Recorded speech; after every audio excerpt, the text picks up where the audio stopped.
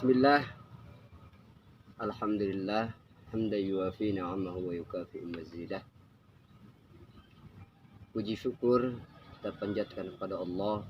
Salawat beserta salam semoga tercurah limpahkan pada manusia agung, manusia mulia, habibana Rasulullah Muhammad Sallallahu alaihi wasallam.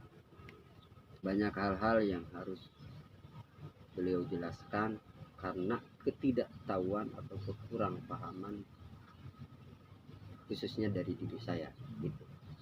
Dari diri saya. Selanjutnya, Karawang ini merupakan suatu daerah atau kota yang identik dengan perjuangan. Betul. Akan disebut sebagai kota perjuangan. Pangkal perjuangan. Dan sangat miris sekali belakangan atau dewasa ini, bil khusus kaula muda di era sekarang, sangat minim sekali dengan sejarah-sejarah Karawang. Pengetahuan sangat minim sekali. Mudah-mudahan dengan adanya obrolan yang sambil santai ya, obrolan santai aja ya. Santai. Mudah-mudahan ini bisa memberikan sedikit warna untuk khusus ya para pemuda Karawang supaya mengetahui jati diri mereka. Ya. Itu tujuan utama. Nah, ini Pak Dede ini bawa salah satu lambang dari kota kebanggaan kita, Kabupaten Karawang. Jujur saya juga belum banyak tahu tentang ciri khas Golok Lubuk Kabupaten Karawang. Ya. Mungkin nanti ada beberapa pertanyaan yang harus saya sampaikan karena memang bukan hanya buat saya, mungkin rekan-rekan juga harus tahu bahwa siapa pembuat golok ini. Terus yang keduanya mungkin kenapa harus dijadikan lambang Karawang gitu ya. Lambang Karawang terakhir apa deh namanya Lubuk. Iya, kenapa harus dikasih nama Lubuk ya? Kenapa harus dikasih nama Lubuk, golok Lubuk? Ini mungkin orang jangankan namanya gitu, jangankan jenis goloknya, bentuk goloknya, mungkin namanya saja banyak yang tidak tahu. Apa sih lubuk? Bentuk apa sih? Apa bentuk sebuah senjata atau apa? Sekarang mudah-mudahan dalam konteks yang singkat ini bisa menjadikan pencerahan lah untuk kita semua, insyaallah nih. Terus harapan saya supaya warga Karawang bil khusus pada kaula muda supaya bisa mengetahui jati diri mereka gitu Pak Dede. Insyaallah. Itu tolong dijelaskan sejelas-jelasnya, sedetail-detailnya agar rekan-rekan kita ini bisa memahami. Insyaallah. Dari bil khusus sekarang ini tentang keberadaan golok Lubuk yang menjadi khas dan lambang Kabupaten Karawang. Senjata tradisional Kabupaten. Iya, begitu Pak Dede. Oke, baik. Terima kasih. Syukuran, alhamdulillah. Assalamualaikum warahmatullahi wabarakatuh. Waalaikumsalam warahmatullahi wabarakatuh. Alhamdulillah, sore ini kita dipertemukan oleh Allah, qadarullah, dan bincang santai. Iya, santai sambil ngopi. Betul. Kalau dalam obrolan yang sering kita buat itu disingkat bacok. Berbagi cerita orang Karawang. Tujuannya tadi mudah-mudahan orang Karawang jadi lebih banyak tahu tentang Karawang dan mengenal jati diri, sehingga muncullah mental masyarakat Karawang yang kuat, yang tajam, dan tergalilah potensi, punya motivasi Iya. agar Karawang ini lebih maju lagi, khususnya anak-anak muda Karawang. Bismillah, saya coba terangkan beberapa hal yang saya ketahui, beberapa hal yang saya pahami terkait Golok Lubuk ini sendiri. Golok Lubuk ini adalah golok yang memang digunakan ketika masa perjuangan, baik itu saat perjuangan 45, mempersiapkan kemerdekaan, digunakan oleh para pemimpin-pemimpin laskar saat itu. Kalau di Karawang sendiri ada banyak laskar. Laskar yang saya ketahui diantaranya adalah laskar yang di bawah komando Ki Haji Nur Ali. Laskar Divisi 8 diantaranya. Pemimpinnya memiliki golok macam ini. Golok lubuk. Kalau orang bagian barat Karawang bahkan mengenal golok ini bukan golok lubuk. Dikasih nama si bongkok. Iya, si bongkok. Iya, jadi kalau ada jawara-jawara Karawang si bongkok. Nah ini golok lubuk. Digunakan tuh oleh para pemimpin laskar biasanya. Jadi memang tidak semua. Iya. Sebenarnya perjuangan Karawang itu pakai golok mana aja. Jadi. Iya. Tapi memang khas pemimpinnya dan beberapa pembesar pakai golok lubuk. Makanya golok lubuk ini dijadikan lambang Kabupaten Karawang. Karena pemimpin-pemimpin laskarnya saat berjuang dulu pakai golok ini, memegang golok ini. Sebenarnya selain golok juga ada senjata lain, kayak tombak. Salah satu pemegang kepemimpinan memegang golok lubuk juga memegang tombak yang disebut tombak daimi. Begitu. Ada senjata lain lagi, senjata pedang kecil. Semacam kayak trisula. Ya. Itu memang senjata khas juga yang digunakan di Karawang. Speknya justru buat nangkis golok kayak.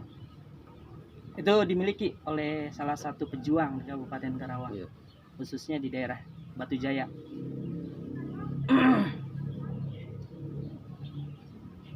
Kalau saya sebutin namanya salah satu pejuangnya ya tertulis juga sih dulu dalam sejarah Kabupaten Karawang. Kayak Wakil Dulo, Kong Joi, sahabatnya Kong Ale, Kong Ahmad. Cuma memang justru itu literasi kita terhadap sejarah perjuangan Kabupaten Karawang sekarang sudah boleh dikatakan dewasa ini tidak ada. Sehingga masyarakat Karawang itu tidak tahu sejarah Kabupaten Karawang. Sehingga lupa sejarah dan tidak mengenal jati diri Karawang itu sendiri. Sehingga tidak heran sekarang kalau anak-anak muda di Kabupaten Karawang itu kehilangan jati diri, tidak mampu bersaing, seolah-olah tidak ada motivasi sehingga tidak berpotensi. Banyak anak-anak muda Karawang yang nganggur,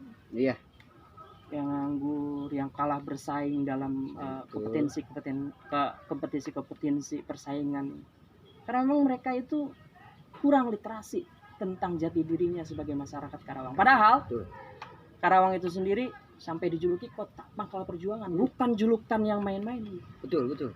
Nggak mungkin dijuluki kota pangkal perjuangan kalau bukan karena adanya orang-orang hebat di Karawang. Betul, dari petua-petua kita ya. Betul sekali. Dan saya berharap tadi tujuan kita bincang-bincang di sini mudah-mudahan didengar dan bisa menjadi motivasi, khususnya buat anak-anak muda Karawang, sehingga mereka mengenal jati diri orang Karawang. Seperti apa sih? Bahwa leluhur kita dahulu itu banyak pemberani, banyak orang-orang hebat. Sampai pengamanan Presiden Soekarno saat itu sebagai ketua PPKI, itu dibawanya ke daerah Karawang. Seharusnya itu harusnya digali ya. Digali. Kenapa harus di Karawang? Iya dong. Padahal banyak kenapa daerah. Pertanyaan, kenapa harus Karawang? Iya betul. Karena Karawang daerah paling aman. Kenapa paling aman? Karena banyak orang-orang hebat, jawara-jawara tangguh. Padahal ada Bekasi yang lebih dekat atau Depok, Bogor yang lebih dekat. Kenapa harus jauh-jauh ke Karawang? Itu juga yang harusnya menjadi kebanggaan. dan menjadi dasar motivasi. Iya. Oh, Karawang itu nggak lemah. Iya. Pendahulu kita itu banyak yang berani. Balik lagi. Iya. Terkait golok lubuk. Kalau tadi pertanyaannya, apa sih golok lubuk? Iya. Selain digunakan sebagai senjata dalam perjuangan yang dipegang oleh para pemimpin-pemimpin Laskar saat itu, kok dinamain golok lubuk gitu ya? Iya. Masyarakat Karang tuh harus tahu, ini golok kebanggaan kita. Apa dari jenisnya, keluar bahasa lubuk itu kan gitu. Iya. Apakah dengan proses pembuatannya? Iya. Gitu. Coba saya jelaskan sepemahaman saya. Iya. Ada beberapa teori terkait nama lubuk ini sendiri. Teori yang pertama, lubuk ini kalau sesuai KBBI ya, lubuk ini kan adalah tempat paling dalam ya. Kalau disatukan lubuk hati. Iya. Sudah nggak bisa dirogoh. Iya. Gitu ya. Kenapa juga golok ini dinamai golok lubuk? Apa sih yang dalam? Iya. Nah, kalau dari bentuknya, golok lubuk ini golok salah satu senjata golok yang ujungnya turun sampai dasar, sampai bawah. Itu teori pertama. Maka golok lubuk ini dinamai lubuk karena ini turun sampai bawah, sampai paling bawah. Enggak setengah. Iya. Kan kalau golok-golok pada umumnya naik ke atas. Iya. Nah, kalau dia turun sampai bawah, sehingga golok ini dinamai golok lubuk. Kalau dari pendahulu-pendahulu ya, orang-orang tua zaman dulu bahkan ada teori nama golok lubuk ini kenapa disebut golok lubuk. Yang kedua berarti, pemahaman yang kedua adalah wadah. Lubuk itu wadah buat ngebikin golok ini. Wadahnya dalam. Sehingga disebutnya wadah lubuk. Sehingga golok ini dinamain golok lubuk. Karena wadah buat nempak dan membentuk golok ini lubuk dalam. Nah, balik lagi.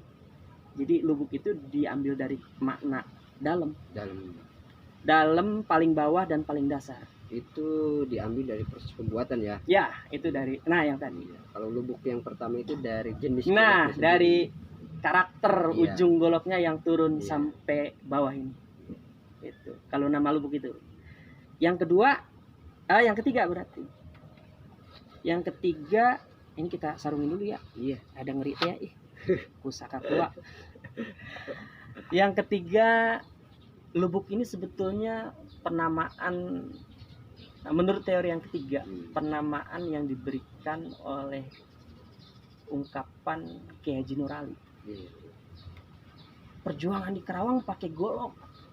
Goloknya golok lubuk aja. Itu kalimat Kiai Haji Nur Ali. Golok lubuk yang keluar dari bahasa Kiai Haji Nur Ali. Maksudnya apa? Goloknya mah golok apa aja. Iya. Tapi golok lubuk maksudnya golok yang ada di hati. Luar biasa. Itu maksud dari Ini dalam lubuk. ini ya. Ini dalam. Jadi ada 3 teori. Iya. Pertama dari bentuknya, ujungnya turun lubuk. Iya. Yang kedua, kalau kata pendahulu-pendahulu, karena tempat wadahnya itu. Untuk proses pembuatannya. Iya, wadah pembuatannya itu disebut lubuk karena Dalam. Ya. dalam. Ada wadah yang Allah alam. Iya. Seperti apa cara pembuatannya ya? Dalamnya itu kayak gimana kita nggak tahu. Kita ya. nggak tahu. Yang jelas disebutnya wadahnya lubuk. Iya. Begitu. Yang ketiga, kalimat dari Kiai Haji Nur Ali bahwa perjuangan di Kabupaten Karawang pakai golok lubuk aja. Maksudnya goloknya ada di hati, ada di dalam hati, di lubuk hati. Goloknya mah apa aja, cuma makna dan intisari dari golok itu ada di hati. Iya. Ini juga selaras dengan salah satu pejuang di daerah Batu Jaya. Iya. Yang punya kisahnya bukan main kayak di film-film. Iya. Ditembakin Belanda, dia joget-joget. Iya. Luar biasa ya. Entah wallahu alam apa kebal senjata atau memang pelurunya nggak sampai, nggak kena. Sehingga ketika Belanda kejar-kejar udah kayak film Bitung memang beneran. Dan ini banyak saksi sejarah. Ketika ditembakin blendung. Iya. Bukan bledar, blendung katanya. Iya. Cerita orang dulu. Dia masih hidup. Iya. Dan bahasa mereka yang menceritakan kebal peluru. Iya. Dan yang ditembakin itu malah ngibing, Iya. malah mencak. Iya. Iya, enak. Nah, yang saya ambil dari cerita itu, salah seorang muridnya bertanya, "Engkong, waktu ditembakin Belanda ngapain ngibing?" Iya. Ada jawaban yang betul-betul menjadi dasar yang harus diajukan. Iya. Dasar jati diri orang Kerawang. Dia bilang begini, bahasa orang dulunya, gua ngibing tong supaya hati gua tegel. Oh iya, tenang gitu ya. Supaya hati gua kuat, Kuat. Iya. tegel. Jadi nggak ragu, Iya. nggak takut. Iya. Sehingga ibingan itulah yang membuat hatinya tegel. Sehingga ada perlindungan sendiri kali ya. Nah, kata tegel hati itulah yang nyambung dengan golok lubuk. Oh iya, betul. Iya. Saya buka lagi. Masyarakat Karawang harus hafal dengan filosofi golok lubuk. Filosofi golok lubuk yang pertama yang harus kita maknai, orang Karawang itu sifatnya semakin tinggi derajatnya, Iya. semakin tinggi kedudukannya, Betul. semakin merunduk dan Iya, semakin betul. rendah. Luar biasa. Itu golok lubuk. Orang Karawang, pemimpin Karawang harus punya nilai golok lubuk ini. Satu tuh, filosofi padi. Iya. Semakin tinggi derajatnya, Semakin semakin merunduk, tinggi ya. dudukannya, semakin merunduk. Iya. Jangan malah semakin sombong. Iya, betul. Tuh, golok lubuk yang pertama. Yang kedua, golok lubuk ini kuat. Tegel hatinya. Iya. Ini hati dan jiwa-jiwa orang Karawang selain tadi semakin merunduk, semakin tinggi, kuat dan tajam. Itu nilai dari golok lubuk yang harus diambil. Bil khusus pemimpin Karawang nih, mohon maaf, harus punya jiwa golok lubuk ini.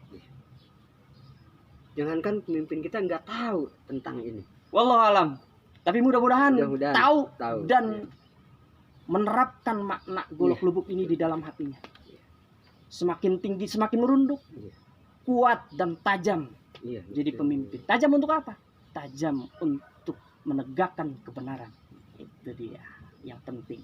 Tapi saya bersyukur juga ini Pak Dede, bersyukur juga Kita sarungin lagi. Iya. Lambang Karawang itu terselip logo golok lubuk. Golok lubuk. Kita bersyukur ya. Dan ini jadi kebanggaan. Dan memang pangkal perjuangan tuh dimanai dengan ini. Seharusnya orang bertanya itu, kenapa di logo Karawang ini harus ada golok lubuk? Itu jawaban. Iya.